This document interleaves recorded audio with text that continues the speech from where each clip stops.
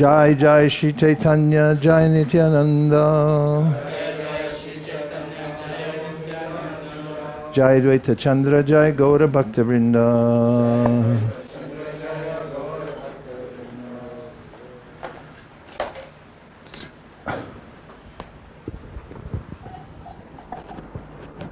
We're reading from the Śrī Caitanya Charitamrita.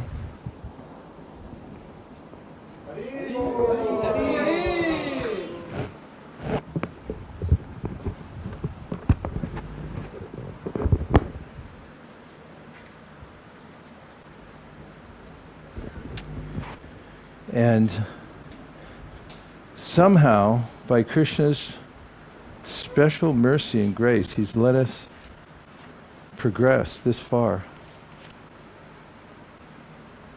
given us the power of speech and some shelter and sangha and tons of prasadam, and somehow or other we've made it to the Madhya Lila chapter 8, talks between the Lord and Ramananda Roy, and we're going to take up where we left off. So we're at 78. The favor Mother Yashoda obtained from Sri Krishna, the bestower of liberation, was never obtained even by Lord Brahma or Lord Shiva, not even by the goddess of fortune, who always remains on the chest of the Supreme Personality of Godhead, Vishnu. Purport: this is a statement from Srimad Bhagavatam 10.9.20. Krishna agreed to be bound by Mother Yashoda after she had given up trying to bind Krishna with ropes. This is another appreciation made by Shukadeva Goswami in his narration of the pastimes of Krishna before Maharaj Parikshit. The Lord said, "Your statements are certainly getting better and better, one after another.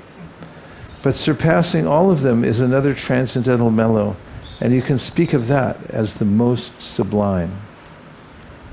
Ramananda Roy then replied, "Conjugal attachment for Krishna is the topmost position in love of Godhead." Purport: in general, love of Godhead is devoid of the intimacy of ownership. In the case of love and servitude, there is a want of confidence. There is a want of increased affection in the fraternal relationship, and even when this affection increases in the parental relationship, there is nonetheless a want of complete freedom. However, when one becomes a conjugal lover of Krishna, everything lacking in the other relationships is completely manifest. Love of Godhead lacks nothing in the conjugal stage. The summary of this verse is that parental love of Godhead is certainly higher than fraternal love, and that conjugal love is yet higher. It was when Lord Śrī Caitanya Mahāprabhu requested Ramananda Roy to go further that he came to the point of the conjugal relationship, which is the highest perfectional stage of transcendental love.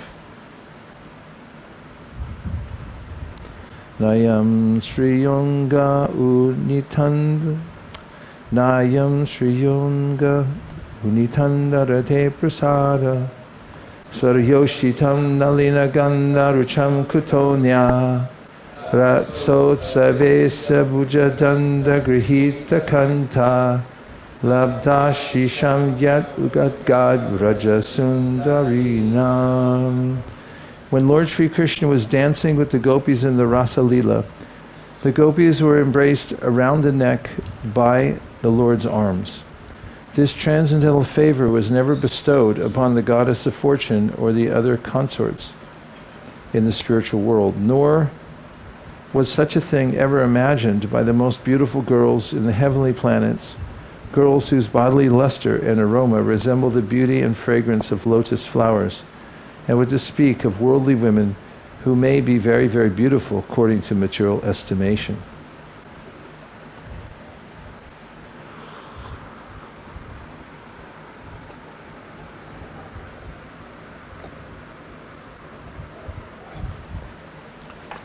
This verse, Bhagavad Bhagavatam 10:47-60 was spoken by Uddhava when he visited Sri Vrindavan to deliver a message from Krishna to the gopis.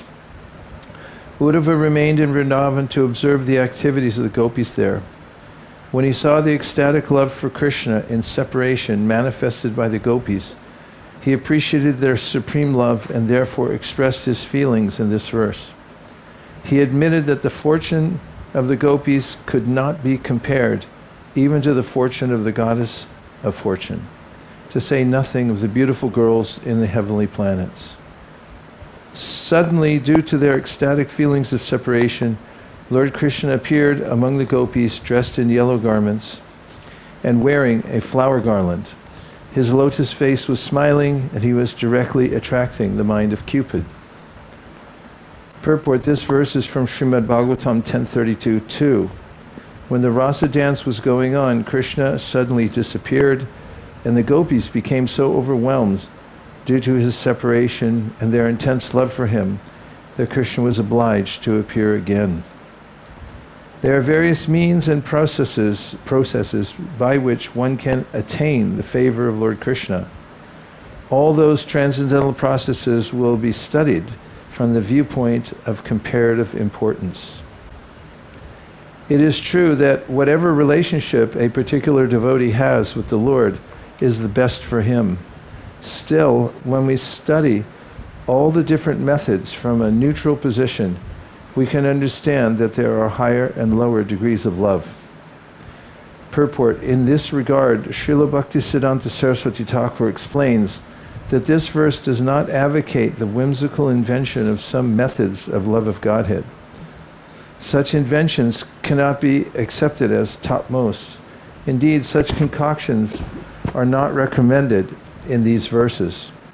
Srila Rupa Goswami has said in the Bhakti Rasamrita Sindhu 1.2.101, Shruti Smriti Puranadi Pancharatra Vidimbina Aikanti Ki Harer Bhaktir Utpatayaiva Kalpate. He clearly mentions in this verse that one must refer to the Vedic literatures and other supplementary literatures and follow the conclusion of the Vedas. An invented devotional attitude simply creates disturbances in the transcendental realm. If a person overly addicted to family life takes to Srimad Bhagavatam or Krishna consciousness to earn a livelihood, his activity is certainly offensive. One should not become a caste guru and sell mantras for the benefit of mundane customers, nor should one make disciples for a livelihood. All these activities are offensive. One should not make a livelihood by forming a professional band to carry out congregational chanting, nor should one perform devotional service when one is attached to mundane society, friendship, and love. Nor should one be dependent on so-called social etiquette. All of this is mental speculation. None of these things can be compared to unalloyed devotional service. No one can compare unalloyed devotional service, Krishna consciousness, to mundane activities. There are many unauthorized parties pretending to belong to the Śrī Caitanya cult, and some are known as Al, Bhau, Kartabhaja, Neda, Daravesh, Shani, Shaki Beki, Smarta, Jatagosai, Ativadi, Chudahari, and Gauranganagari.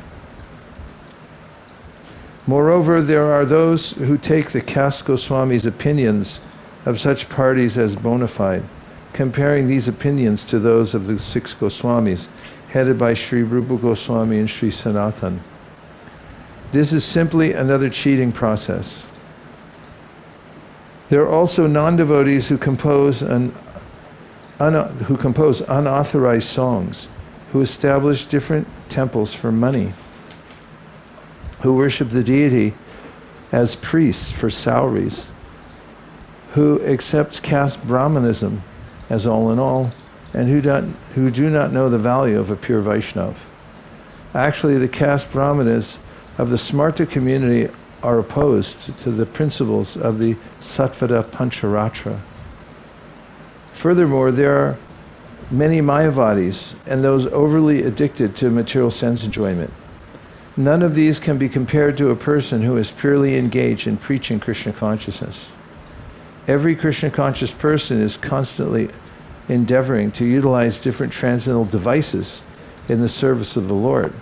Such a devotee renounces all material enjoyment and completely dedicates himself to the service of his spiritual master and Lord Śrī Caitanya Mahāprabhu.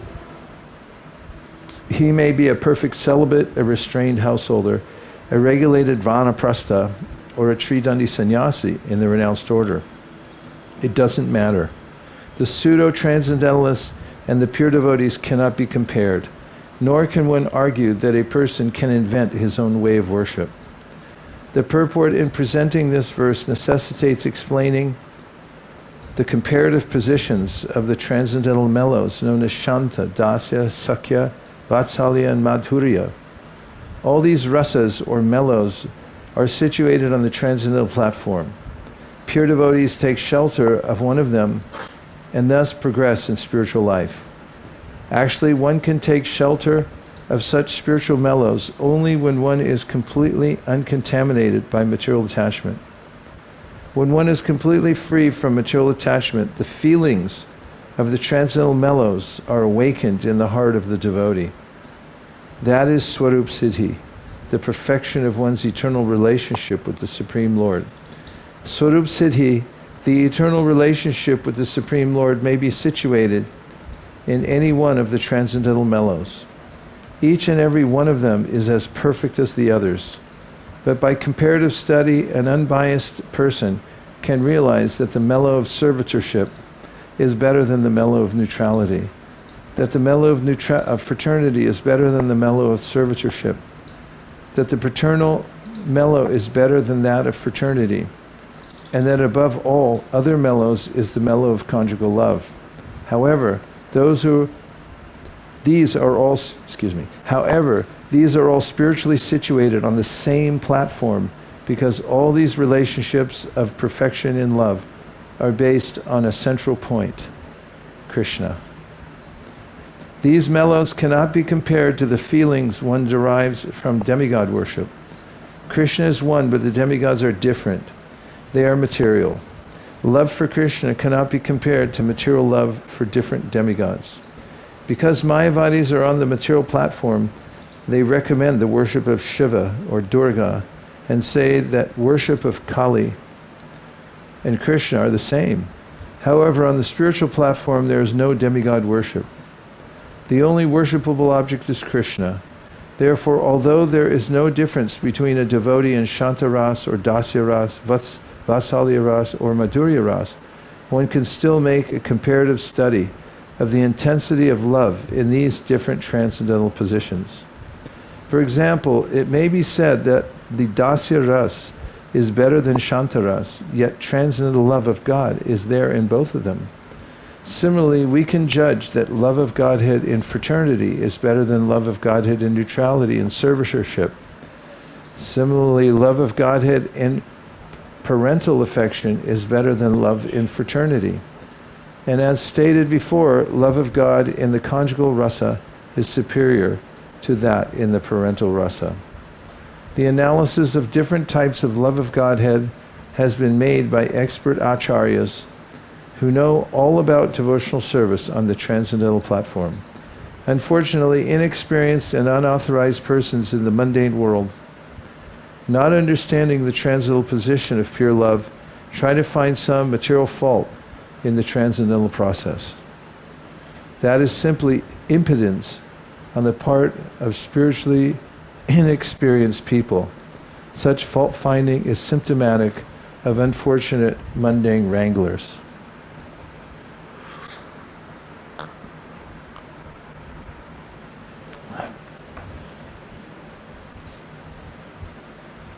Increasing love is experienced in various tastes, one above another. Yet that love which has the highest taste in the gradual succession of desires manifests itself in the forms of conjugal love. This verse is from Srila Rupa Goswami's Bhakti Rasamrita Sindhu 2.5.38, and it also appears in Adi Lila, chapter 4, verse 45. There is a gradual order of improvement in transcendental mellows. from the initial ones to the later ones. In each subsequent mellow, the qualities of the previous mellows are manifested, counting from 2 and 3 and up to the point of 5 complete qualities. As the qualities increase, so the taste also increases in each and every mellow.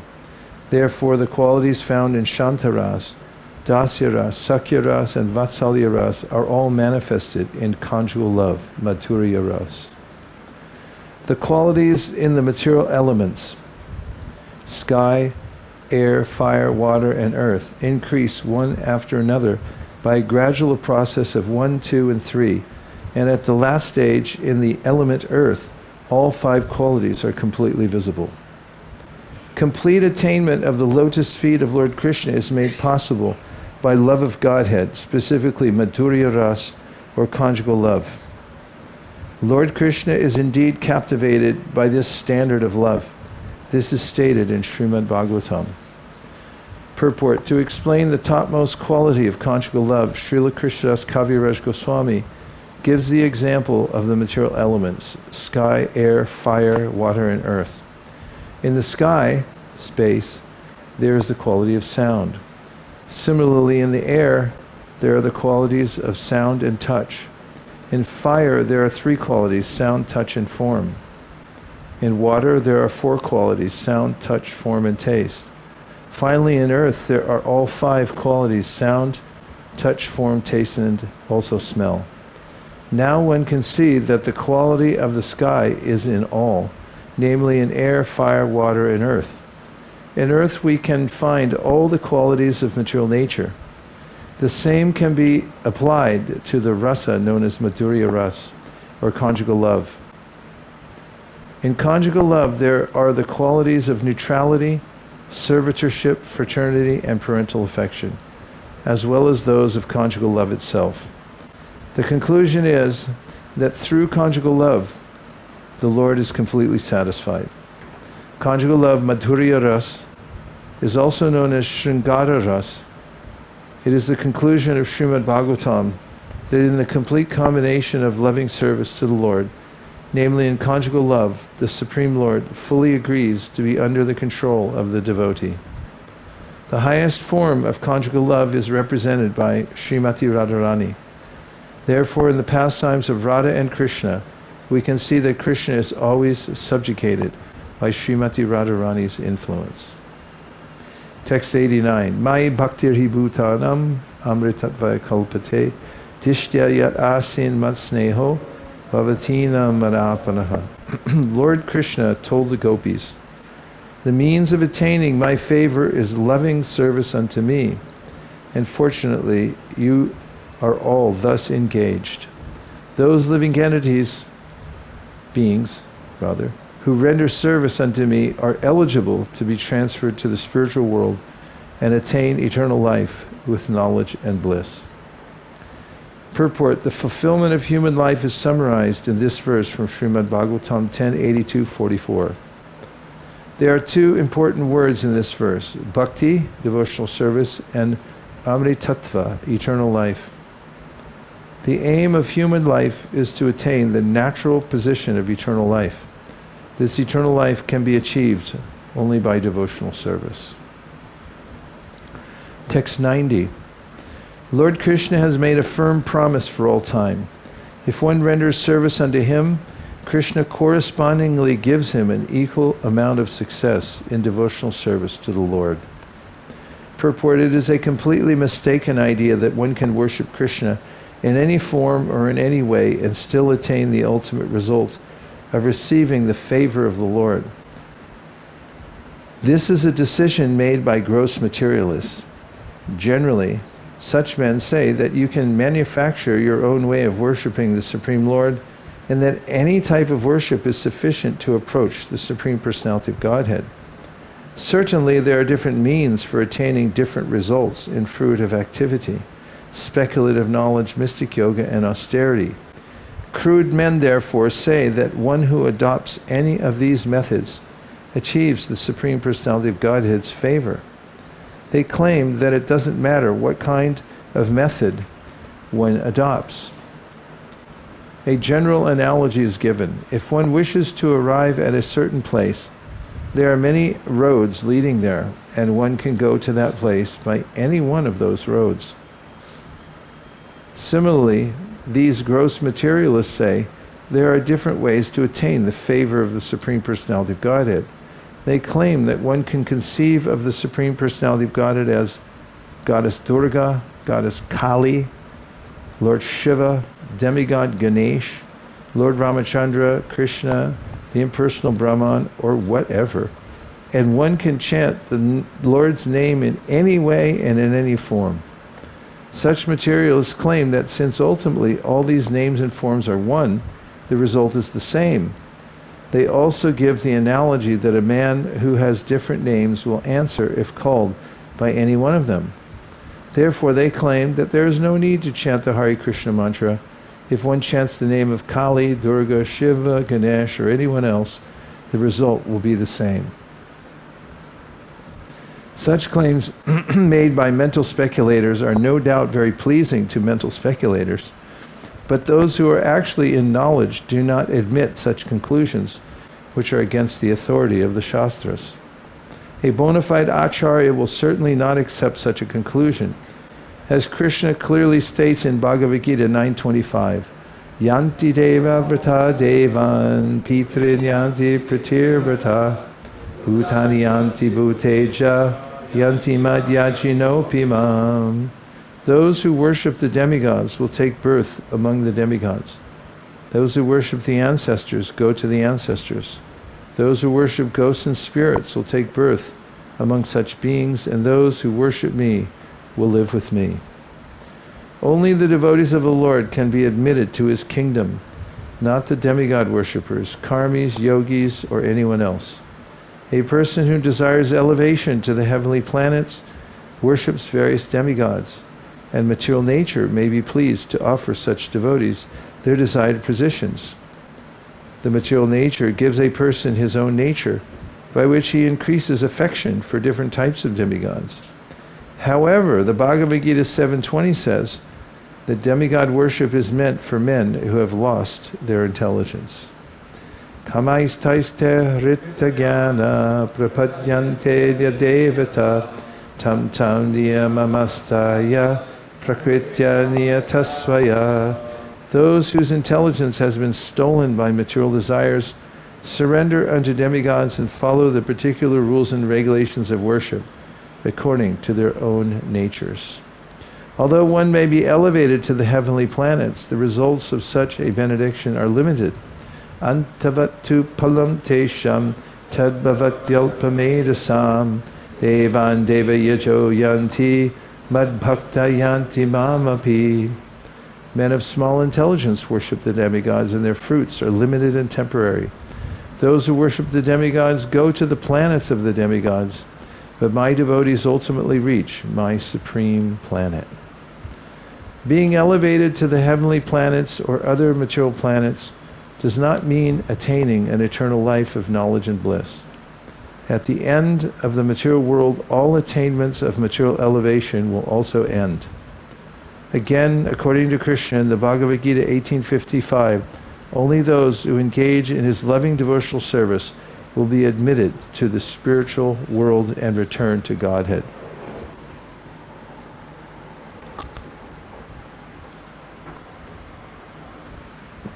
Not others. Bhaktyamam abhijanati yavanyaschasmi tatvataha tatomam tatvato gyatva vishite tadanantaram. One can understand me as I am, as the Supreme Personality of Godhead, only by devotional service, and one who is in full consciousness of me by such devotion. And when one is in full consciousness of me by such devotion, he can enter into the kingdom of God. Impersonalists cannot understand the Supreme Personality of Godhead. Therefore, it is not possible for them to enter into the spiritual kingdom of God and return home back to Godhead. Actually, one attains different results by different means. It is not that all achievements are one and the same. Those interested in the four principles of dharma, artha, kama, and moksha cannot be compared to those interested in the unalloyed devotional service of the Lord. Srimad Bhagavatam 1.1.2 therefore says, Dharma projita kaitavo traparamo nirmatsaranam satam Vedyam vastavam atra vastu shivadam tapa trayon mulanam Srimad Bhagavate Mahamuni Krite Kim Va Prayer Ishvara Hridyavarudyate Trakitibis Takshana. Completely rejecting all religious activities which are materially motivated. This Bhagavata Purana propounds the highest truth, which is understandable by those devotees who are pure in heart. The highest truth is reality distinguished from illusion for the welfare of all. Such truth uproots the threefold miseries. This beautiful Bhagavatam, compiled by the great sage Śrī Vyasadeva, is sufficient in itself for God realization. As soon as one attentively and submissively hears the message of Bhagavatam, he becomes attached to the Supreme Lord. Those who aspire after liberation attempt to merge into the impersonal Brahman. To this end, they execute ritualistic religious ceremonies, but Srimad Bhagavatam considers this a cheating process. Indeed, such people can never dream of returning home back to Godhead. There is a gulf of difference between the goal of dharma, artha, kama, and moksha, and the goal of devotional service. The goddess Durga is the superintending deity of this material world, which is made of material elements. The demigods are simply different directors engaged in operating the departments of material activities, and they are under the influence of the same material energy. Krishna's internal potencies, however, have nothing to do with the creation of this cosmic material world. The spiritual world and all spiritual activities are under the direction of the internal spiritual energy, and such activities are performed by Yogamaya, the spiritual energy. Yogamaya is the spiritual or internal energy of the Supreme Personality of Godhead. Those who are interested in being promoted to the spiritual world and engaging in the service of the Lord attain spiritual perfection under the control of Yogamaya. Those who are interested in material promotion engage in ritualistic religious ceremonies and economic development to develop sense gratification. They ultimately attempt to merge into the impersonal existence of the Lord. Such people generally become impersonalists.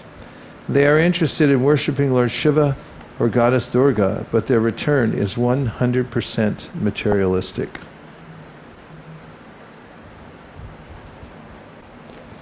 Following the example of the gopis, the devotees sometimes worship the goddess Katyayani, but they understand that Katyayani is an incarnation of Yogamaya. The gopis worship Katyayani, Yogamaya, to attain Krishna as their husband. On the other hand, it is stated in the Saptashati scripture that a Kshatriya king named Surata and a rich Vaishya named Samadhi worshipped material nature in the form of goddess Durga to attain material perfection. If one tries to mingle the worship of Yogamaya with that of Mahamaya, considering them one and the same, he does not really show very high intelligence. The idea that everything is one is a kind of foolishness indulged in by those with less brain substance. Fools and rascals say that the worship of Yogamaya and the worship of Mahamaya are the same. This conclusion is simply the result of mental speculation, and it has no practical effect. In the material world, sometimes one gives an exalted title to an utterly worthless thing. In Bengal, this is known as giving a blind child a name like Padmalochan, which means lotus-eyed. One may foolishly call a blind child Padmalochan, but such an appellation does not bear any meaning. I'm sure we get canceled for that one. In the spiritual world, the absolute Lord is always identical with his name, fame, form, qualities, and pastimes. Such identity is impossible in the material world, where the name of a person is different from the person himself. The Supreme Lord has many holy names like Paramatma, Brahman, and the Creator. But one who worships the Lord as the Creator cannot understand the relationship between a devotee and the Lord in the 5 types of transcendental mellows, nor can he understand the conception of Krishna. One cannot understand the 6 transcendental opulences of the Lord simply by understanding the Supreme Personality. One cannot understand the 6 transcendental opulences of the Lord simply by understanding the Supreme Personality of Godhead as impersonal Brahman. Impersonal realization of the Absolute Truth is certainly transcendental, but this does not mean that one who has attained this realization can understand the Sat-Chit Ananda form of the Lord.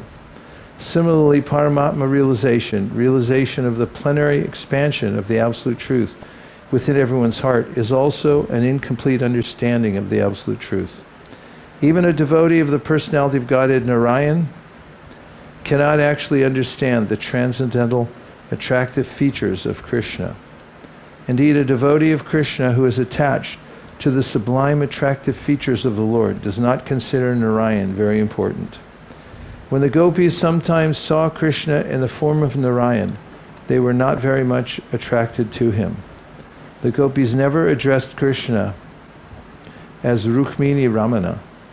Krishna's devotees in Vrindavan address him as Radha Raman, Nanda Nandana, and Yashoda Nandana, but not as Vasudev Nandana or Devaki Nandana.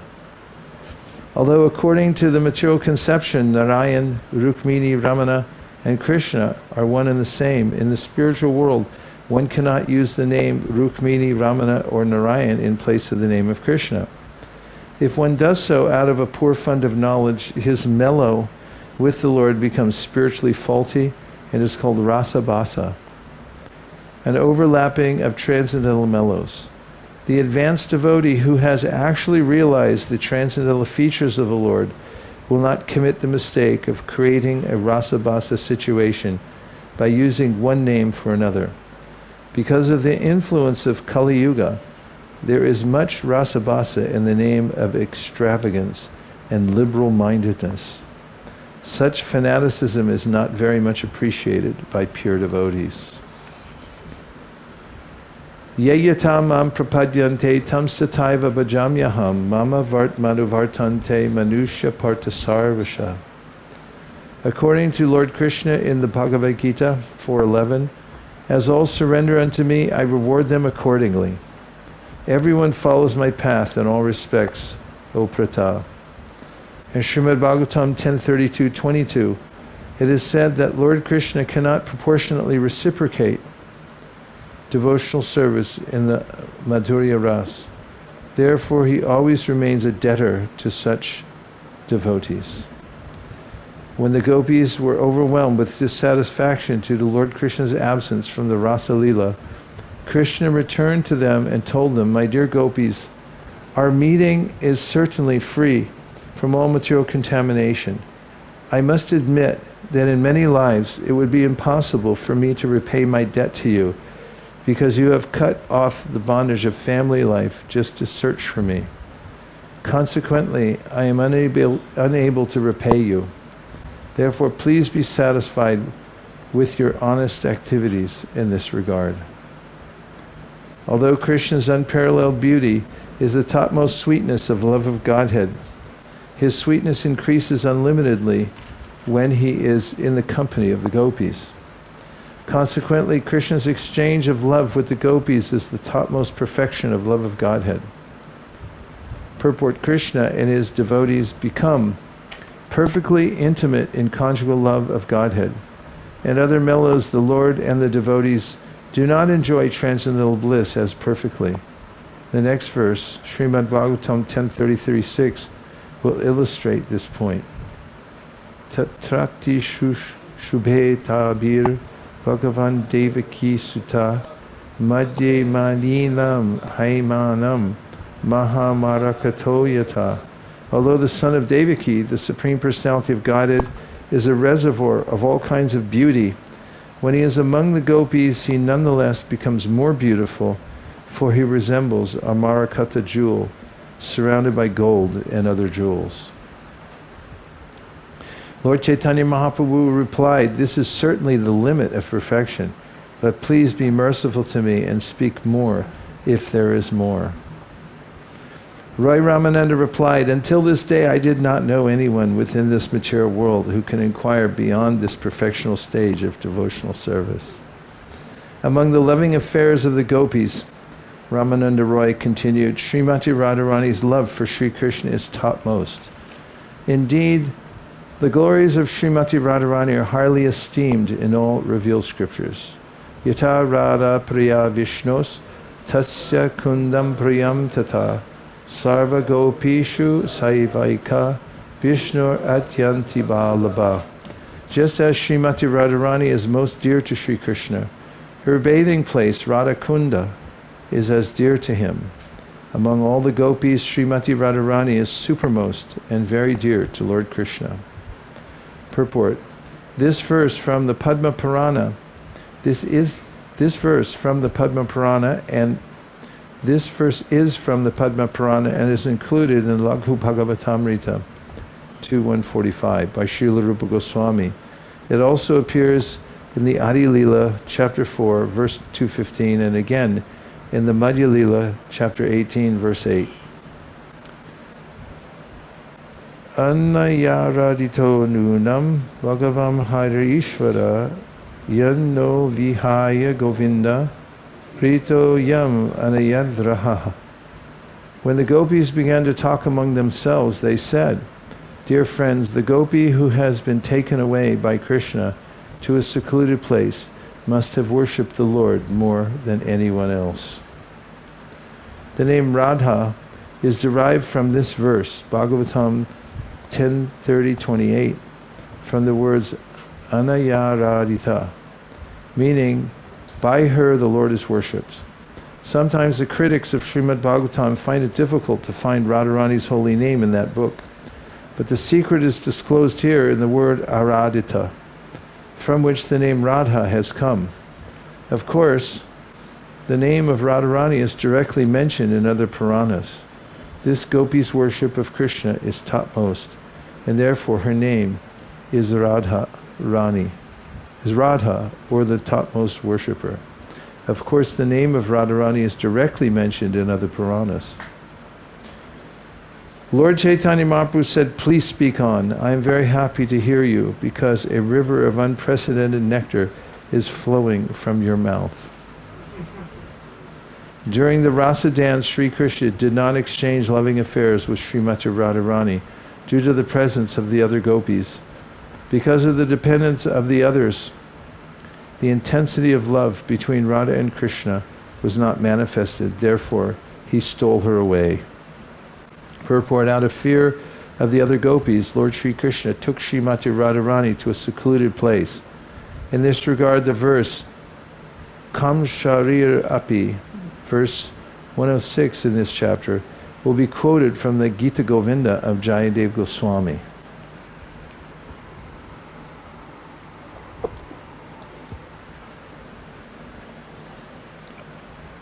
If Lord Krishna rejected the company of the other gopis for Srimati Radharani, we can understand that Lord Sri Krishna has intense affection for her. Ramananda Roy continued, "Please there hear from me about the glories of Srimati Radharani's loving affairs. They are beyond compare within these three worlds." Finding herself treated equally with all the other gopis, Srimati Radharani displayed her tricky behavior and left the circle of the rasa dance. Missing Srimati Radharani's presence, Krishna became very unhappy and began to lament and wander throughout the forest to search her out. Lord Krishna, the enemy of Kamsa, took Srimati Radharani within his heart, for he desired to dance with her. Thus he left the arena of the rasa dance and the company of all the other beautiful damsels of Raja. Being afflicted by the arrow of Cupid and unhappily regretting his mistreating Srimati Radharani, Madhava, Lord Krishna began to search for her along the banks of the Jamuna River. When he failed to find her, he entered the bushes of Vrindavan and began to lament. These two verses are from Gita Govinda, written by Jayadev Goswami.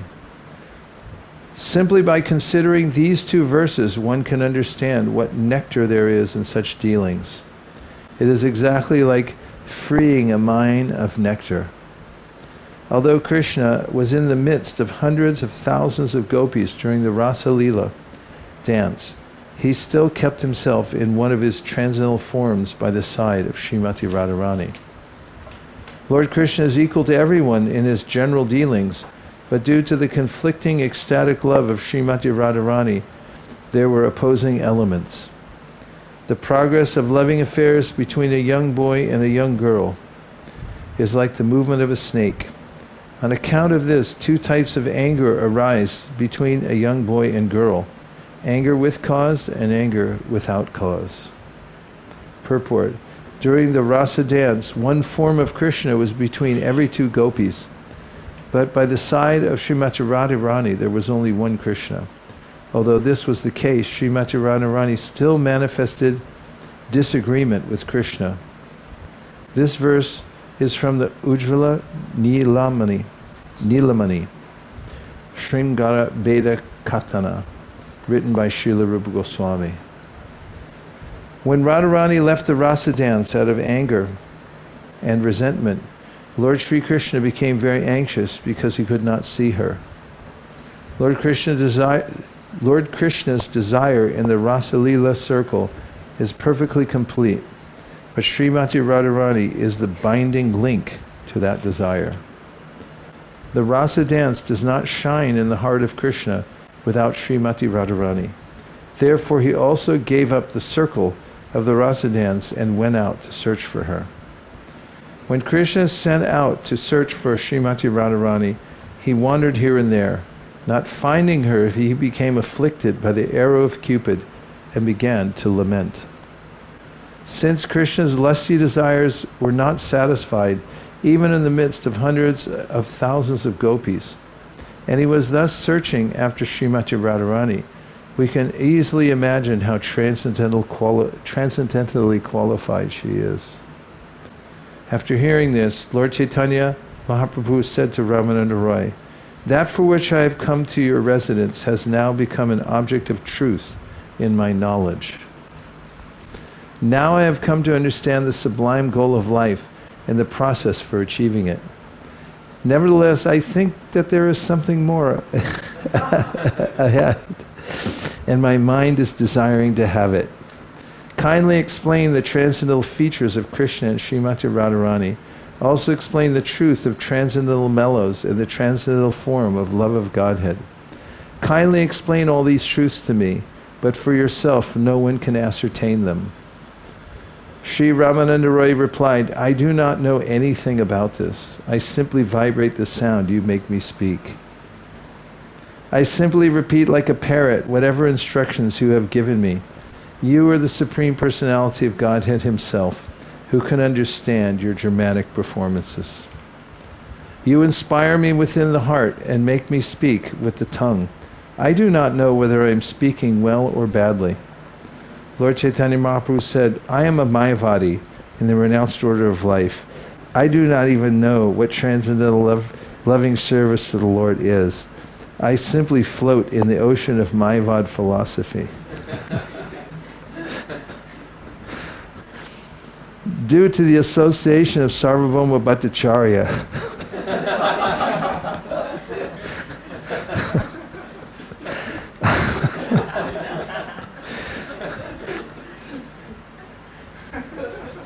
due to the association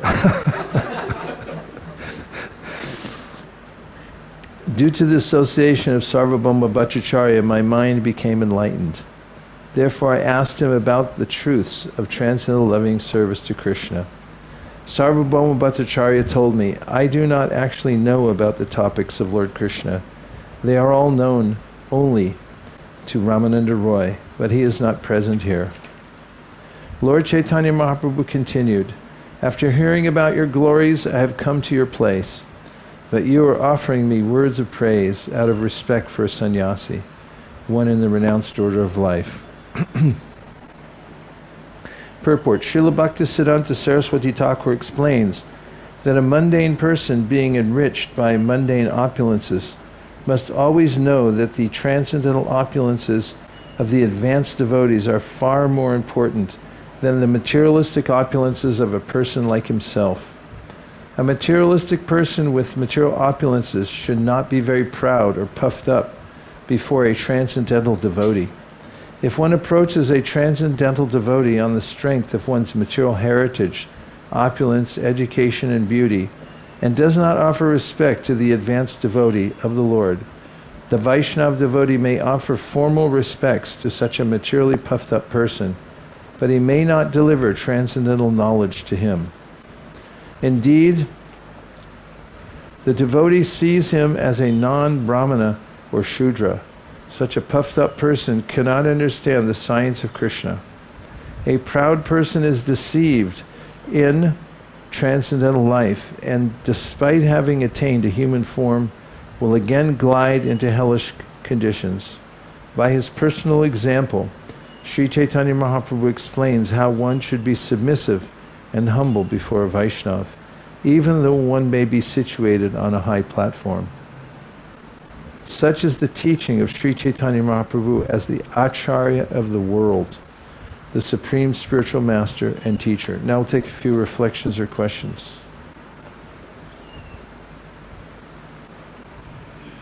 Mahendra Prabhu.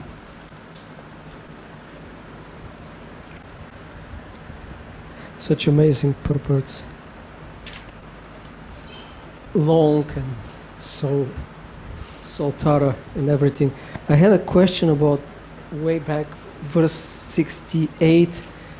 Prabhupada said, pure devotion or service cannot be attained by empiric philosophy, nor can perfection be attained simply by good association. What will that mean, good association in this case? Yeah, I heard that also. Let's see, which paragraph is it?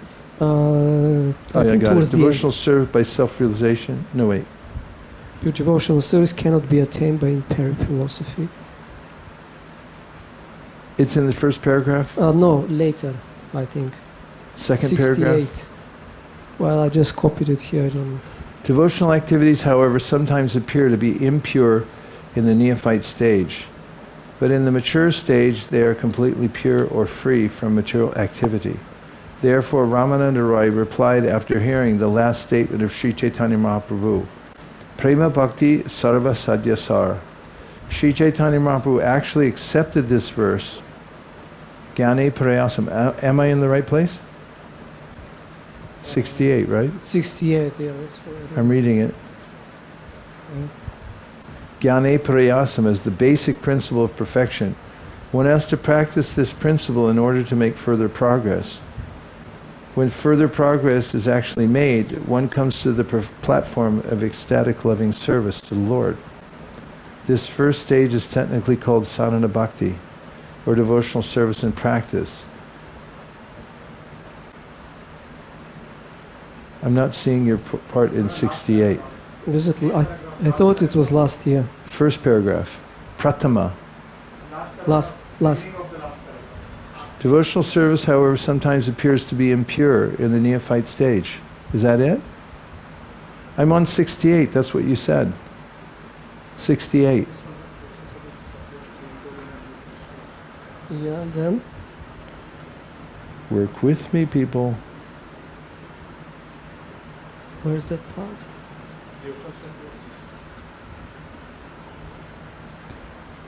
Madhya 8:68. I just read the last paragraph. Yeah. No, Maharaj, it's in the first paragraph, middle of the first paragraph. Pratama. Pratama. In his Amrita Prabha Bhashya, Srila Bhaktivinoda Thakur summarizes the conversation up to this point. Yes? It's in the middle of first paragraph. Okay. Let me get there. Where Lord Chaitanya Mahaprabhu says to Ramananda Roy, Eho hoy age kaha aro. This is the process accepted in devotional service. But there is something more than this. Therefore, please explain what is beyond.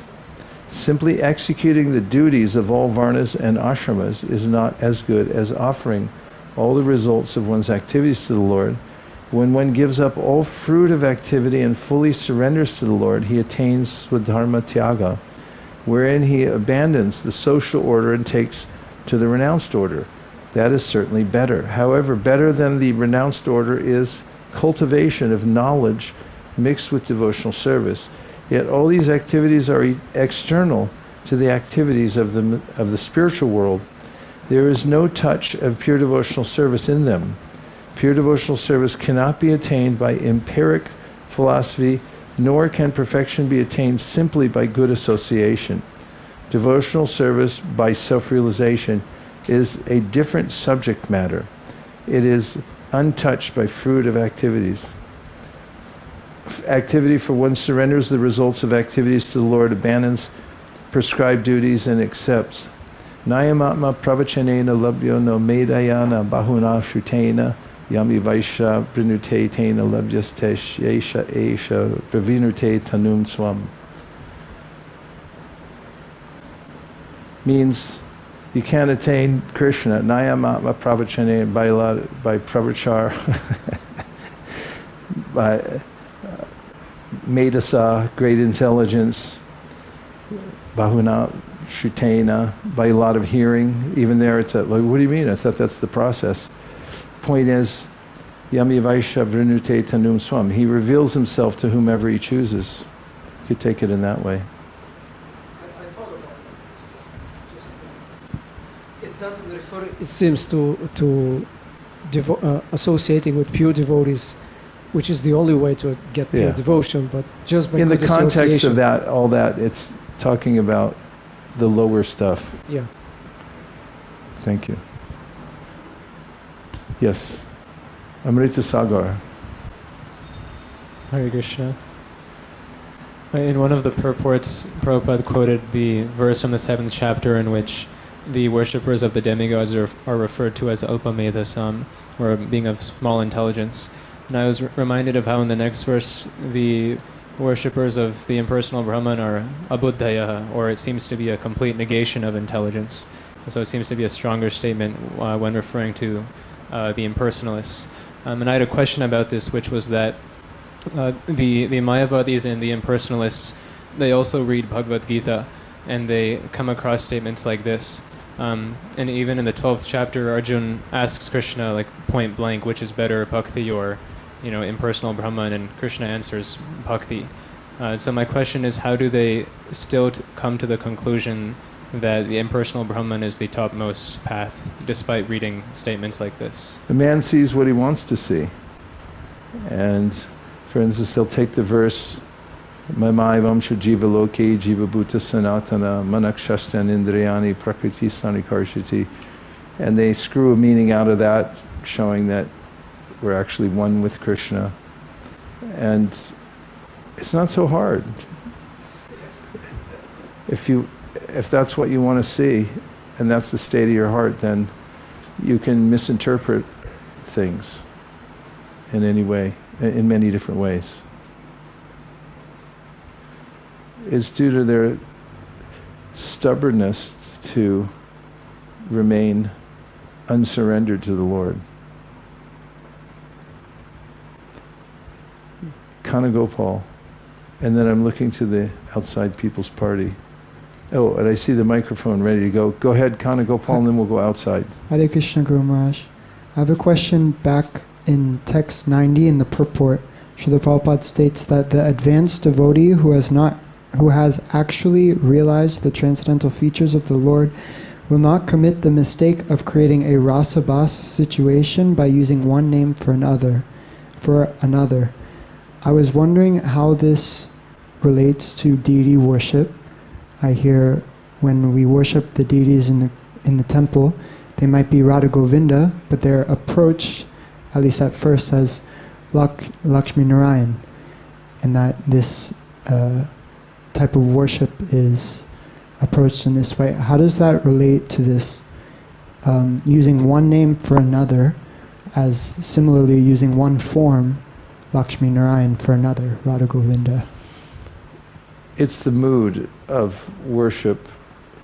When you worship in the Pancharatric system, in Vaidhi Bhakti, it's regulated. When you're actually worshiping Radha Krishna, then it's spontaneous. There's no regulation that artik has to be on time or something like that. And so when we say it's Lakshmi Narayan worship, it means that the mood is that of reverence and awe, and not Vishramba, which we heard before, which means it's just we're friendly.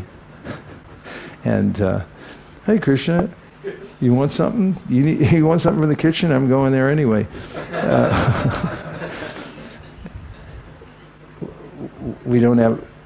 We can't artificially enter into that. But so the process given to us by Narada Muni to enter into the following in the footsteps of the resident of Vrindavan starts with purifying our senses by worshipping the deity until it becomes spontaneous. So it's the mood. So it's not that you call Radha Govinda Lakshmi Narayan. It's just a frame of reference for that's the mood in which we worship them. Thank you. Yeah, like Bhakti Mam Abhijananti Yavan Yashchasmi Tatvatha Tato Mam Tatvito Gyatva Vishyate Tarananataram. So the Mayavadis, they take, see Vishyate, that means merging. So bhakti leads to oneness with God. Vishyate, you enter into Krishna. So it's those who study Sanskrit and are also nefarious can do a lot of mischief. So that's why Prabhupada said a little Sanskrit learning is dangerous. In fact, Devamrita Swami was pointing out to me the other day that in the BBT, when there was a lot of Sanskrit editors, there were 10 altogether, 8 of them blooped. It's a very dangerous profession. Because you start looking at everything and thinking you know better. But Mayavadis, they're highly trained in Sanskrit, at least the traditional Mayavadis, not, today's so-called, like the Shankarites, they study and study and study, and then they parse every word and they can change it. Just like our acharyas do for bringing us back to bhakti. Even when a demon says something bad about Krishna, they say, no, that's actually good. Because you can do that with Sanskrit. So they can go through the Gita all day long and find places where they're accommodated in their idea that they're going to merge. Okay, outside people's party. Hare Krishna Maharaj, thank you for your reading. My question is, we're hearing about the 5 mellows, relationships that we can have with Krishna. In the Nectar of Devotion in chapter 2, Srila Prabhupada explains that this dormant love of God is there within everyone's heart, lying dormant, and it's like a propensity, just like the child has the propensity to walk. It just needs a little practice. So my question is when Prabhupada says this love of God is lying dormant, does that just mean the propensity to love Krishna, or is our rasa, our particular mellow, fixed also? Because sometimes Prabhupada says we can choose the mellow according to our desire. So I'm in confusion about that. Can you just help a little bit? Where's the reference where he says you can choose according to your desire? I don't know off by heart, but sometimes this word is used according to one's desire. Well, I've read it like that. Yeah, in the Bhakti Rasamrita Sindhu, in those chapters describing how there are different stages of practicing devotional service that lead to the second category of devotional service, which is bhava bhakti, the awakening of love within the heart. Rupa Goswami explains how the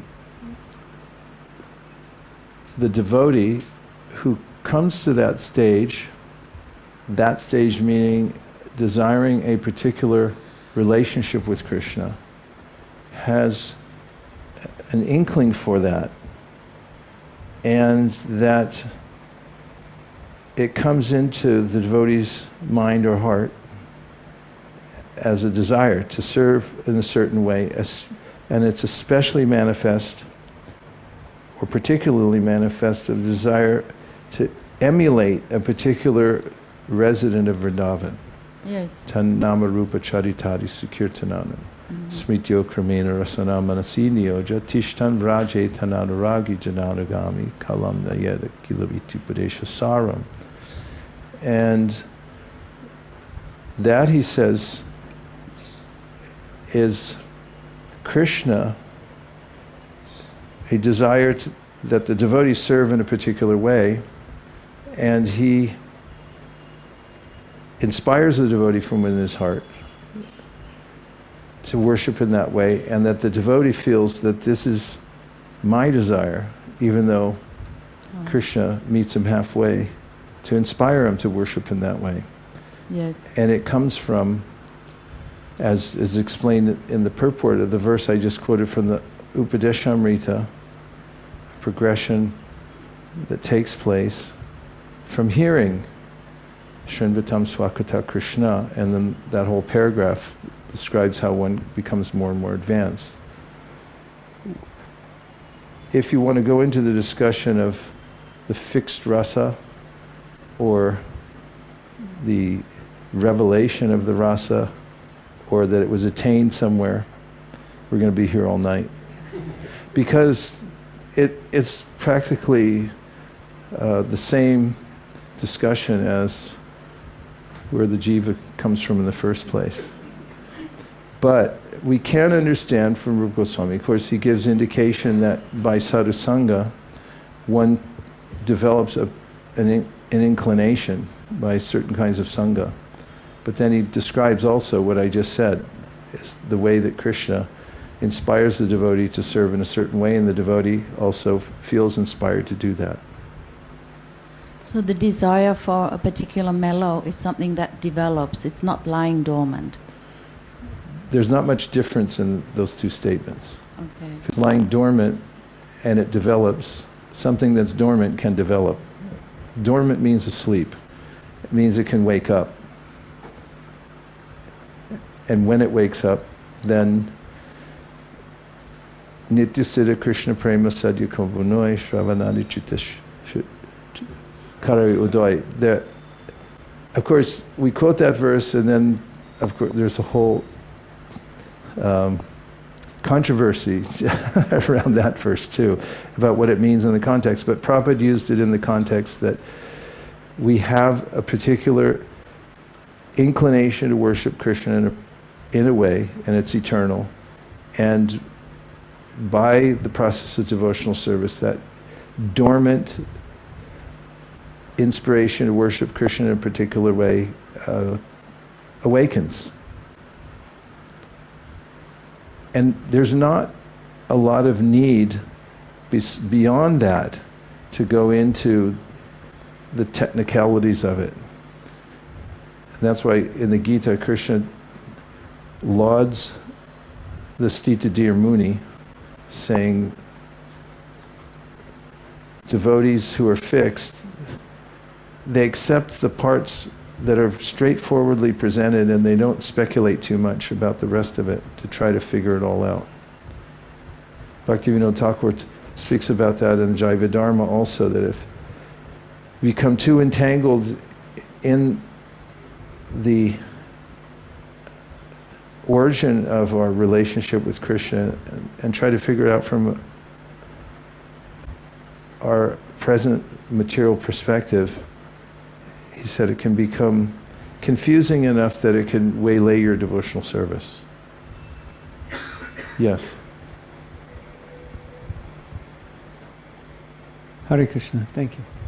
Speaking of Jaiva Dharma, there we have the example, the history of two personalities who, after very short devotional practice, had their rasa revealed, or it got awakened, and they chose to serve Krishna in a particular way. So is that a standard? Because I don't find anything in Prabhupada's books like that, that it will happen when Krishna wants to reveal it. We have devotees who have been practicing for many decades, and some of them have that inclination, and they reveal it, they write about it, they talk about it, and others they don't. So it's not a stereotype that it has to happen by a certain time. What, you haven't figured out your swarup yet? You know, like, I want to do this, I want to do that.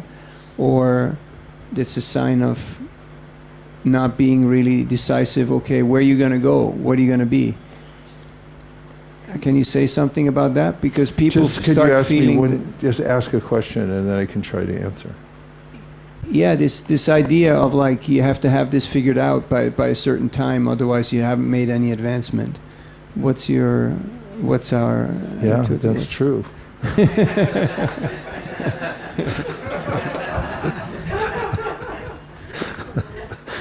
Better get chopping there. Yeah, I mean, at the end of that section in the Bhakti Rasamrita Sindhu, Rupa Goswami himself, in talking about the awakening of spontaneous love, says at the very end, he said, of course, it all comes by Krishna's mercy. And the devotee is submissive to Krishna and whatever comes. We're just grateful to have any service.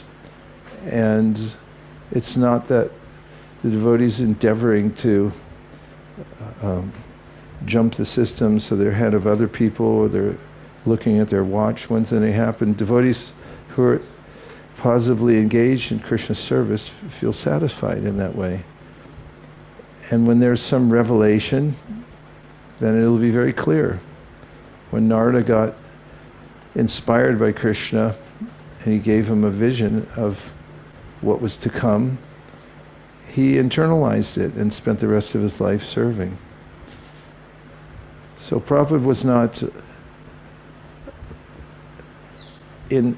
insistent or pushing for anyone to try to understand their eternal relationship with Krishna prematurely. He told us to do practical service. He told us that by serving Lord Chaitanya, then very naturally being part of the Sankirtan movement and engaging in practical service, something he says over and over again, Kriyasi Yastvachcharanada Vindayo. The demigod said it too, practical service. Prahlad says it in his prayers, practical service. Then it's quite natural that Krishna, in due course of time, bestows his mercy on the sincere devotee. Did I answer your question enough? Or you want your money back? Okay, there's another question behind you. I can't hear what your answer was, but... Oh, Havi Prabhu.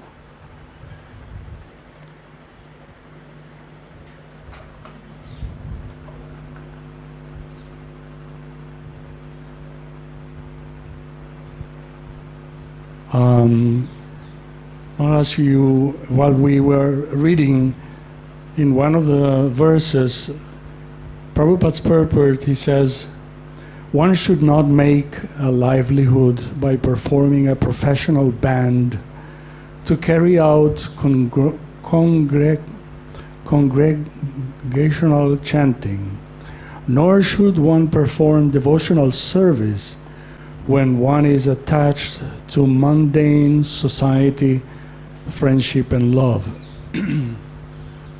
So there are these two concepts. First of all, to make a livelihood by forming a professional band to carry out congregational chanting.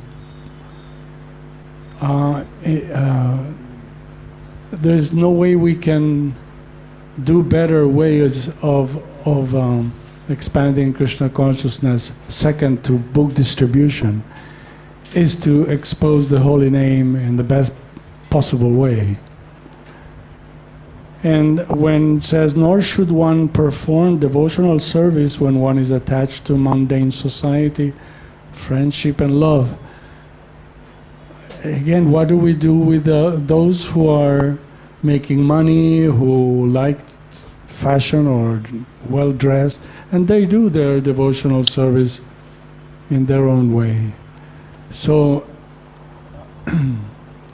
is there a way to solve this issue? What's the issue? The issue is that in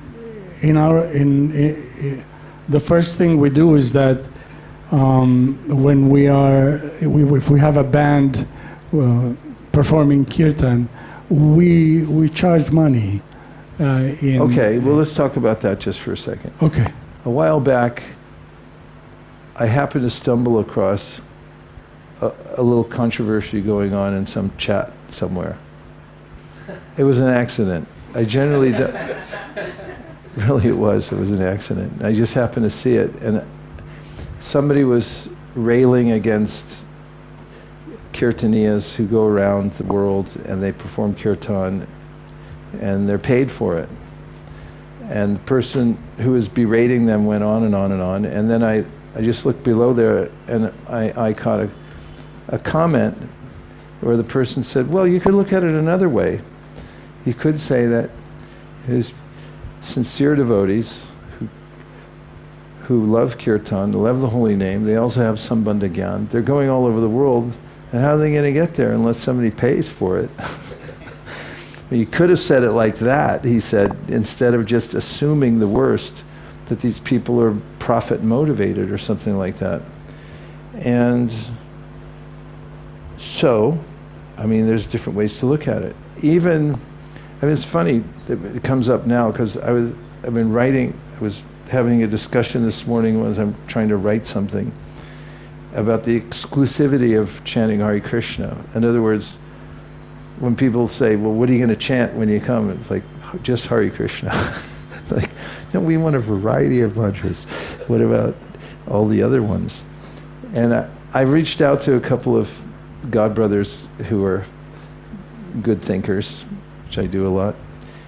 And I just posed these questions, and I just got the answers back. And one of them was saying, yes, okay, there are these kirtaniyas that go around. They even sometimes chant different mantras, not Durga Durga, but they'll do Om Namo Bhagavate Vasudevaya or this, that, just so people don't think like this is just Hare Krishna brainwashing or something.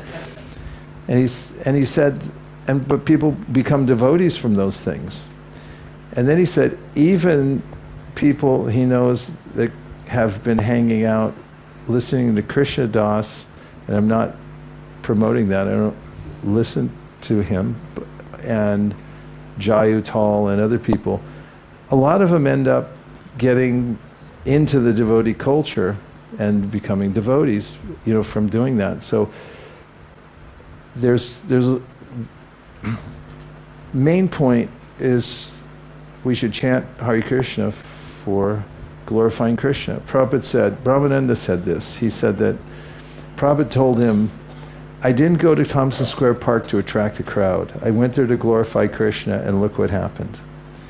And if we keep that ethos in mind, that we're not trying to make money off this, it's not a livelihood, but we want to spread the holy name. And that's the basic, always the principle we have to come back to. And it's important also for kirtaniyas to hear and chant and read Prabhupada's books. And they do. A lot of them are very well-rounded and powerful devotees. So when they go out, they're infiltrating certain places that nobody else is going to go. They've got a little audience. I mean, even Lord Shiva, Vaiṣṇavana Mitam Shambhu, he's the best Vaiṣṇava, and look at his followers. They're hobgoblins, and he's got his own place between the material and spiritual world. Some lounge somewhere where all these guys are hanging out. He's helping them become Krishna conscious. He does Harinam too. It's in the Brihad Bhagavatamrita. So it depends how you look at things, and it's all individual. And to just categorize everyone, whoever accepted airfare and some honorarium who went to do some kirtan, as being in this category of just being materialistic or something like that, is probably not very nuanced. So you'd have to know the circumstances and know the devotees that are involved. But the basic principle, obviously, is sound, which is we want that purity is the force. That's the main thing. Purity is the force. And as far as the other one goes, I don't know what that meant in context, but obviously it's not that anyone from any situation can take up the process of devotional service and must. Even if one's attached to family, akama sarva kamo va, moksha kama udaradi, tivrena bhakti yogena yajeta purusham param. What does Shukadeva say? And he's the most renounced person on the planet. He didn't even wear clothes. So he says, if you have no desire, or you have all desire, you're still okay with us. You can come in and do this tivrena bhakti yogena. So, yeah. So this answers also the second question. That was what I was answering. The second question is that if you're a materialistic person and you're attached, you're sarva kama, which means you have all desires for everything, still you should perform devotional service. Right? Yes. Yeah. Thank you very much. Yeah. Anything else? Yes, there's one more question and then an online report by Nikita Okay. Rangan. Hare Krishna, Guru Maharaj. How'd you get out there? Okay. Somehow or other, it happened. Fall down. Wow. Sorry. Can't go. Hey, what I meant was, how'd you get so fortunate to get out there? Elevated to the spiritual world. Yes. My point goes back to the previous discussion about one's eternal form. So in verse 83, in this chapter, in the third paragraph of the purport, Prabhupada talks about Svarupa Siddhi, and he says, actually one can take shelter of such spiritual mellows only when one is completely uncontaminated by material attachment. When one is completely free from material attachment, the feelings of the transcendental mellows are awakened in the heart of the devotee. That is Svarupa Siddhi. So Prabhupada is explaining that the Svarupa Siddhi is awakened in the heart only after purification has taken place and material attachments have gone. And it also made me think that there's certain spiritual groups where when one takes initiation, then the guru gives the disciple their Svarupa Siddhi right away, but Prabhupada is here explaining... That's not authorized. Yeah, exactly. Yeah. Prabhupada here is saying that actually it's not like that, but it's through devotional service and purification, and then it's awakening in the heart. That's right. And we have that in the teachings of the Srimad Bhagavatam. Starts with Shushu Shoshodatanasya, then we have Srinvatam Swakata Kṛṣṇa, then Nashta Prayusha Badrishu, then Tada Rajastamo Bhava, Kama Lobadayasche, Cheta Iteranavidam Stitam Sattve Prasidati, means through the process of hearing and chanting and devotional service, one gradually becomes purified and comes to Stitam Sattve Prasidati, and that sattva is not ordinary sattva, it's Śūdra sattva.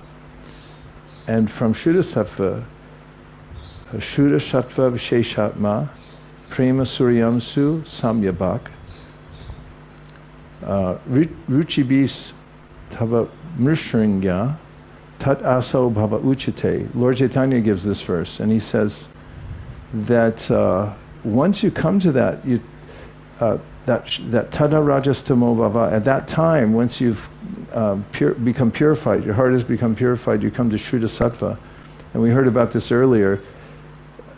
There's a ray, he gives this metaphor, a ray from the internal potency of the Lord touches the heart. A prema suryamsu, a prema surya amsu means a ray of prema touches the heart. And what happens there? Mrishingya, the heart melts. And ruchibis means the emotions for Krishna awaken within the heart because of the touch of that internal potency or that ray of prema that comes from the spiritual world. And then he says, Tat bhava tava uchate, that means bhava, that you've come to that level of purification so that the heart is touched, and then you experience the emotions for Krishna, and that's the awakening of bhava within the heart.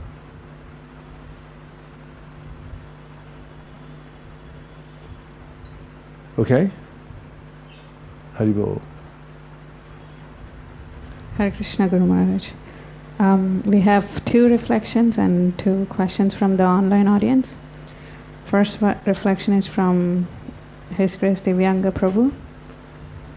He's saying, Radha Kunda Shyama Kunda Girivardhan ki jai, Srila Krishnadas Kaviraj Goswami ki jai. Haribol. And the second reflection is from Vanita Agarwal Mataji. She's saying, thank you so much for these readings. It is a lifeline. That's Vidarbha Sutta. Thank you, Vidarbha Sutta. Hare Krishna. Thanks for tuning in. And the questions, first question is from Apara Gaurangi Mataji. It's actually a 2-part question. How would someone know that they should ask guidance on a matter, or what could be some examples where one should definitely seek guidance? That's the first part of the question. Well, it's really up to each individual, but I can just say I ask for guidance on pretty much everything. If I'm writing something, I want to get guidance. If I'm going to change the date for my class in Vrindavan, I ask Navina and Nirkula and say, what do you guys think? For everything. If you want to look smart and move through the world in at a steady pace, it's really good to find people who are smart and who know how to make good decisions and regularly seek guidance. That's what I recommend. Find your mentors, find people who are good at things and who have a special expertise, or who are just compassionate. Sometimes we just need to ask people, what do you think? Am I okay? And it's like, no, you're all right. Keep going. Everybody needs that because they're extremely vulnerable as human beings.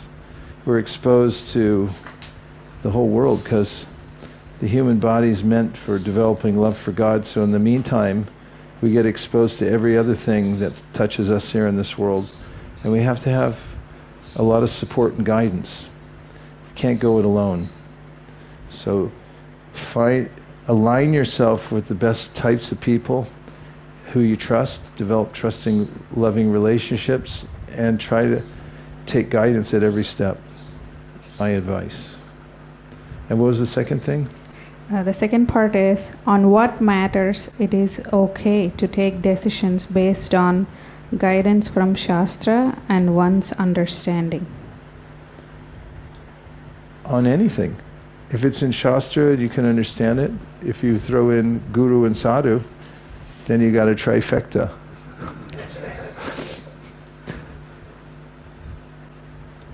The next question is from Preeti Purna Mataji. From whom? Preeti Purna. Oh, that's nice. What are the examples of devotional service mixed with materialistic thoughts, positive or negative, as referred in verse 66 purport? If you could kindly share with us. Well, I quoted this verse the other day, but there is an interim period when Krishna, as he says to Uddhava, somebody's awakened an attraction for hearing, but then, and also has an awareness that sense gratification leads to misery, but then is prityage panishvare, means they're not strong enough to rise to the occasion, and sometimes they succumb to material desires.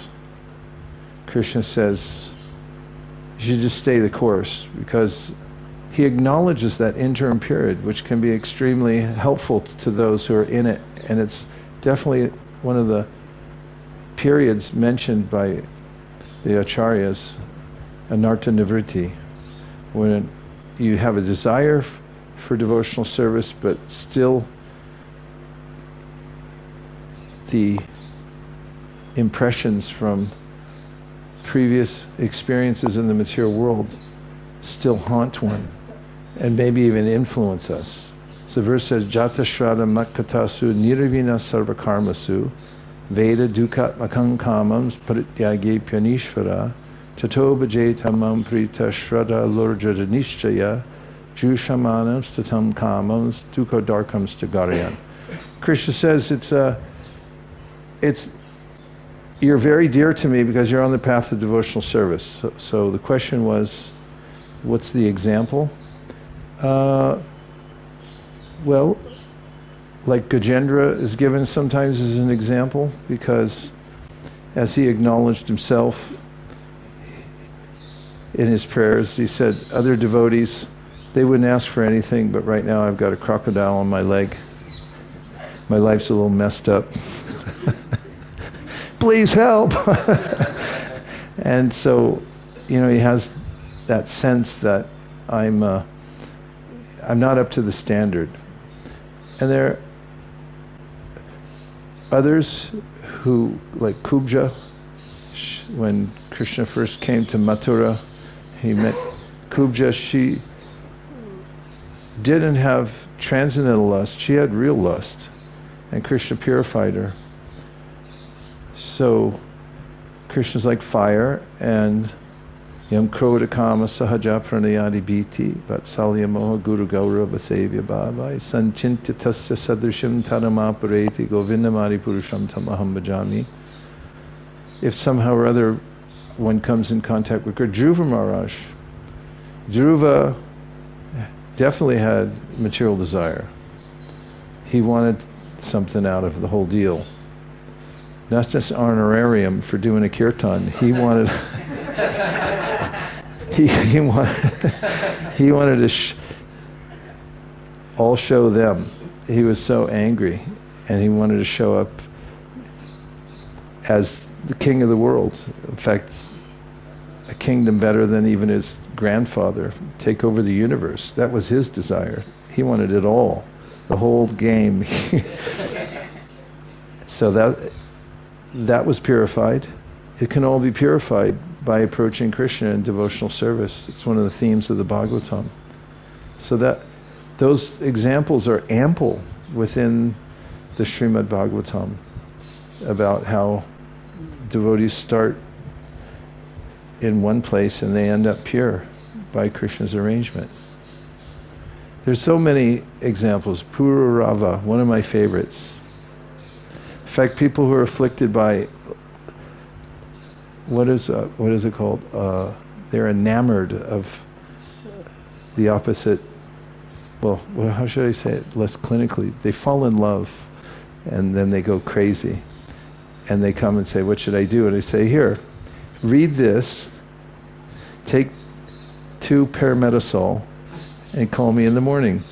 And you read the story of Pururava, and what's his counterpart?